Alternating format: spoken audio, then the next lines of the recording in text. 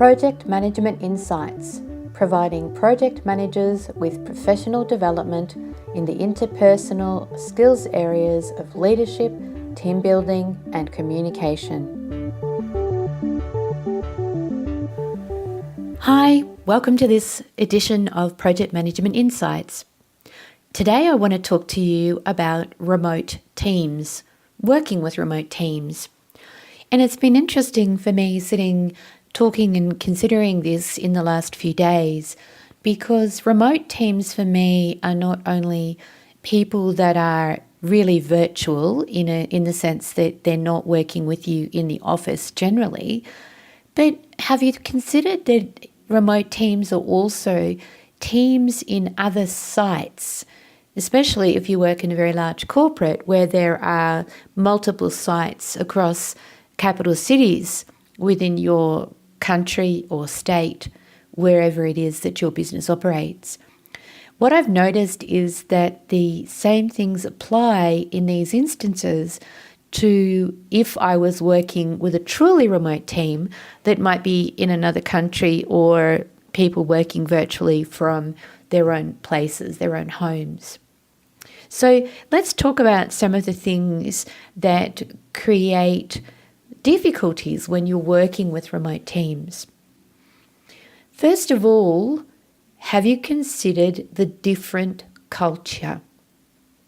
And here we're talking about things like country of origin.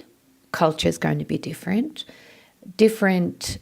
backgrounds and working environments, the culture's different. And if we are talking about large organisations where there is a separate site or a different site, then have you considered that the culture within that site is different to where you might be working, which for instance might be at head office? Culture is one of those really interesting things that impacts a lot on how we see things, how we do things, how we interact, how we communicate. I've found that culture plays a big part, and I've worked within some very, very large organisations within Australia. So one of the largest insurers in Australia, for instance, that had sites across multiple places, including all of the large capital cities around Australia. And the culture in each of those offices was so very, very different to what it was where I was working, which was at head office in Melbourne, Victoria. And so have a think about the differences and the different cultures of the places, the place itself. Is it a capital city office that these people are working out of? Is it remote, as in the outback or in a small town area? The culture is then going to be very, very different to what it is if you are working in the large corporate office in a capital city. So consider the culture, consider the differences in the culture when you are working with these remote teams. Now, the one thing that this change in culture or shift in culture creates is oftentimes stories about what it means if you work at head office or in the main office or a large city office.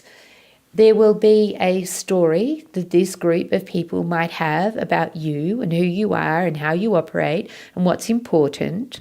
And this can often lead to a lack of trust.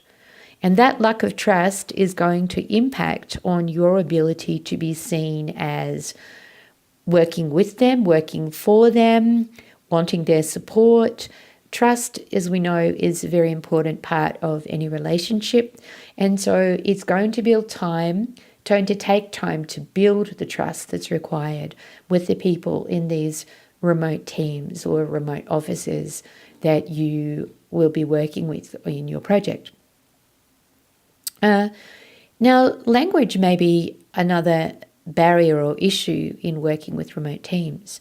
You might be working with a team that's from a completely different country that doesn't speak your native language.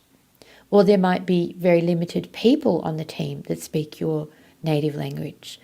And this is something to consider, and it's very important, especially when you're considering communication, because these team members won't necessarily have the same understanding of acronyms, the use of technical words that you use each and every day.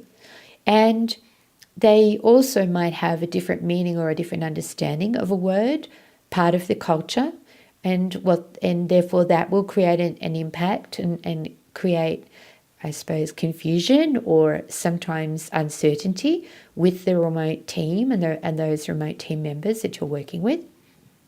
So communication and making sure that your communication is clear and well understood is going to be very important. How do you do this? Well, this is about asking those questions, the clarifying questions, to just understand whether the message that the person or the team at the other end has received is the message that you are actually delivering. Just confirm with them that they're clear on exactly what it is that you're asking them to do or you're wanting them to participate in, because this is the only way that you are going to gather the certainty and be clear as to whether they did get the message the way that you delivered it or not.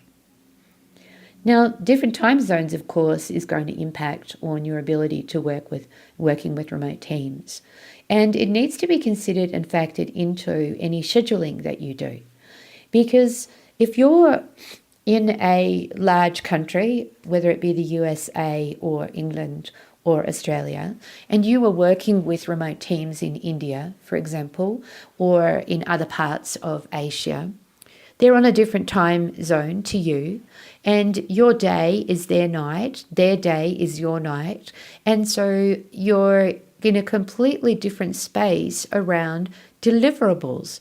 So when you say something is deliverable today, November 19 for them might be yesterday, or it could be tomorrow. And so you need to understand the differences in when you are scheduling meetings and catch-ups. You need to be aware of the time differences when you are creating your project plans and project schedules and you have time frames. You need to be fully cognizant of the fact that you're putting it in your schedule as the 19th of November, your time. Well, what day is that? When is that, a day before or the day after for the people that are working in your remote teams? Just something to consider, because as I said, these sorts of things impact on your ability to deliver on time and know that things are actually being met and being delivered. And the difference in you being following up things, of course, you don't, if you're not clear on the time zone differences and the way that the other remote teams operate, then you are not going to be clear in your messaging. You're not going to be following up in the correct way, because you might be following up and it's too early. They think they've got another day, because for them that day is the day after where you are, or, that sort of thing will create problems if you're not aware of it and switched on and thinking about it when you are working with those remote teams. Now, communication and the ability to use technology to meet up, connect, have chats available, make sure that you have teleconferencing or phone video accessibility to be able to connect up with these teams and really connect with them is going to be very important. And it's one of the best things that you can do. And I would say the same things about people in other offices, remote offices that are not where you are.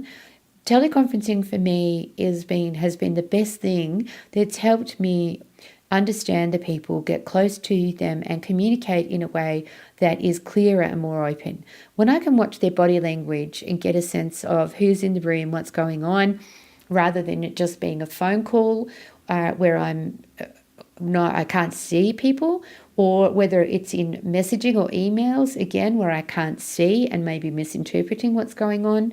The best thing to do is to get onto those video conferencing in whatever format it is. These days, there's Zoom that allows you to set up conferencing rooms with video capability. Hopefully you have that capacity within your own organizations to do that. But I would recommend using one of those tools and or a chat platform. A chat platform and having that ability to get immediate feedback is very, very valuable. The communication can't be stressed enough. The more communication that you have and the more open you are in communication, the more that the people on the remote teams feel that they can communicate with you, the better off and easier your life is going to be managing your project, and the more you are going to get out of the team that's working in that remote environment for you. Hopefully these few tips will help you in making your life easier working with your remote teams. What other problems and things do you have working with remote teams? Let me know, and let's see if we can address it in a future episode of Project Management Insights. Until next time. Thank you for listening to this Project Management Insights podcast. Be sure to visit projectmanagementinsight.com and sign up for our monthly newsletter or to receive updates on upcoming training.